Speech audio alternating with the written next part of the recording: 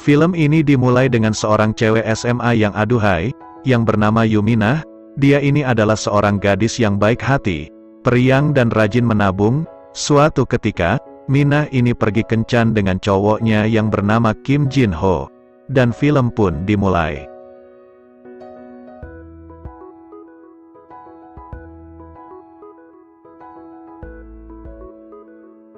Mereka semua pergi ke sebuah karaokean, sambil nyanyi-nyanyi, sambil minum-minum cendol dawet. Kemudian mereka pulang ke rumah Jin Ho. Karena Minah ini terlalu banyak minum cendol dawet, jadi akhirnya si Minah abok tak berdaya. Kemudian Jin Ho memberikan sebuah botol kerating daeng, dan bilang itu untuk menghilangkan rasa aboknya. Tapi dia berbohong, kerating daeng itu tadi, ternyata isinya adalah obat tidur. Dan ketika terbangun, Minah kini buah kursi dan muncul wajah-wajah mesum seperti wajah kalian itu. Jadi pacarnya nih bajinguk ya. Dia sengaja ngasih ceweknya yang masih perawan ini buat di kamarnya itu tadi dijual, dan diberi judul marionet. Minah kemudian pulang dengan hati yang hancur dan juga segel perawan yang sudah robek, dan ditemu dengan Jin Ho. Dia selalu mengancamnya dan dengan terpaksa, Minah kembali melayani banyak laki-laki ini. Setelah beberapa waktu berlalu, dan akhirnya video Minah ini pun menjadi viral, pihak kepolisian pun mulai melakukan perburuan siapa-siapa saja yang ada di dalam video tersebut, dan detektif yang menangani kasus ini yang bernama Go Jul, memberitahu tersebut. Ibunya pun menangis dan meminta tolong kepada Go Jul, untuk menghukum para bajing mania yang melakukannya, dan dengan kesaksian dari Minah, akhirnya mereka pun berhasil ditangkap, dan dijebloskan ke dalam penjara. Akibat dari kejadian ini, nama Minah jadi terkenal di daerahnya. Akhirnya Go Jul membantu Minah dan ibunya untuk pindah ke kota Seoul, dan merubah identitas mereka, dan kini berubah namanya menjadi Han Seorin. Beberapa tahun berlalu, kini Han Seorin menjadi seorang guru dan juga sudah memiliki seorang tunangan, dan kita diperkenalkan dengan tokoh baru yaitu Kim Dong Jin, yang merupakan ketua kelas dan juga yang Sejung, yang merupakan pacarnya. Di sini bisa dibilang Seorin beberapa tahun terakhir ini sudah hidup dengan damai dan cukup bahagia. Sampai suatu ketika Seorin meminum beras kencur yang ada di mejanya, dan kemudian ia tertidur di sekolah tersebut sampai pagi.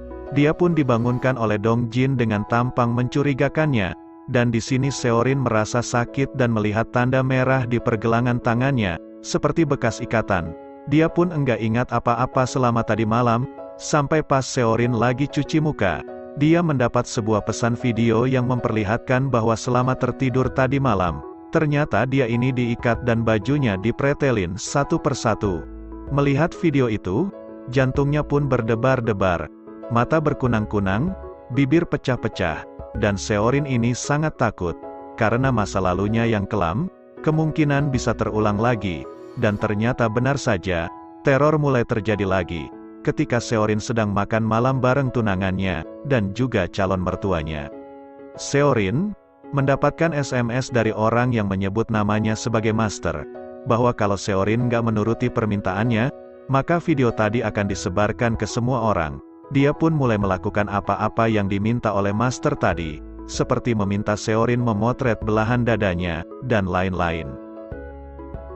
Keesokan harinya, pas Seorin lagi ngajar di kelas, dia kemudian mendapatkan ancaman lagi, bahwa Master akan mengirim video tersebut ke seluruh siswa di kelasnya.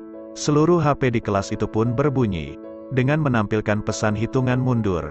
Seorin yang takut video tanpa busananya itu tersebar ke siswanya, kemudian berteriak-teriak kepada mereka, agar segera mematikan HP mereka, tapi sayangnya semua sudah terlambat. Seorin pun terjatuh lemas, ketika hitungan mundur sudah berakhir. Seketika itu juga, seluruh kelas menjadi hening, tapi ternyata tatapan semua siswa bukan tertuju kepada Seorin, melainkan kepada Sejung, karena ternyata video dan foto yang dikirim adalah foto Sejung. Jadinya Sejung juga merupakan korban dari Master. Sejung pun langsung berlari keluar dari kelas karena malu. Dari sini, Seorin merasa semua ini sudah keterlaluan ya. Dia pun kemudian meminta tolong kepada Go Jul, yang sekarang sudah pensiun jadi polisi, untuk membantu menyelidiki. Siapa sih sebenarnya orang yang bernama Master tersebut? Dia pun memulainya dengan menanyakan kronologi bagaimana Sejong bisa terjebak dengan Master. Sejong mengatakan bahwa ia waktu itu tengah melakukan pengencrotan dengan pacarnya, yaitu Dong Jin, tapi dia nggak tahu kalau kegiatan itu direkam oleh Dong Jin, sampai dia kemudian nggak sengaja membuka komputer milik Dong Jin, dan isinya itu ternyata video enak-enak semua.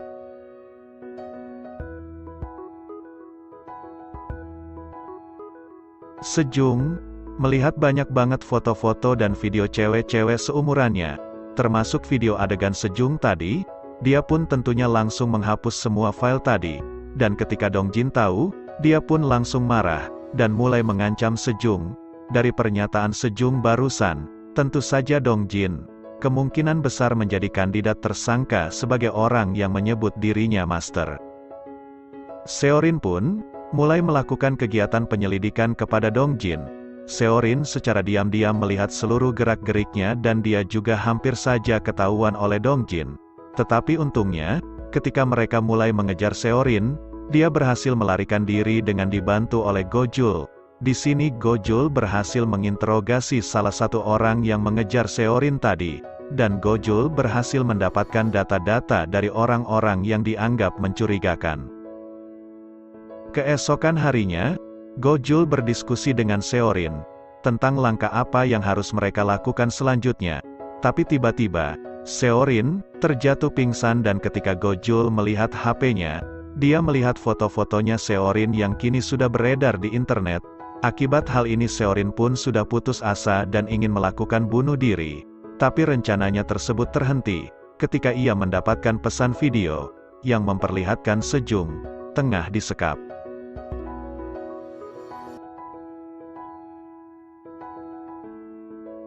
Dan Master mengatakan, jika ia tidak menuruti perintahnya, maka akan terjadi hal buruk kepada Sejong.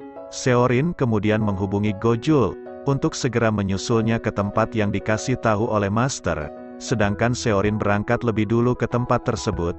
Di sana Seorin kembali dihadapkan ke sebuah botol kerating daeng, dengan tulisan instruksi cara konsumsinya. Seorin pun langsung meminumnya, dan ketika terbangun, dia sekali lagi sudah dalam keadaan terikat di atas kursi, dan di depannya sudah ada segerombolan cowok-cowok bertopeng. Tapi meski menggunakan topeng, Seorin ini masih bisa mengenali salah satunya yaitu Dong Jin. Seorin pun langsung meminta agar mereka membebaskan Sejong, karena dia sudah menuruti semua perintah Master. Namun Seorin menemukan fakta yang mengejutkan. Ternyata, Sejong tadi bukanlah korban, melainkan pimpinan dari gerombolan ini, dan Dong Jin yang selama ini kita anggap sebagai ketuanya. Ternyata dia ini justru dimanfaatkan oleh Sejong. Jadi, semua yang diceritakan oleh Sejong tadi adalah bohong, dan justru faktanya adalah kebalikannya. Jadi, apakah Sejong ini yang bernama Master? Eits, ternyata bukan. Di sini sosok Master itu masih belum ketemu ya.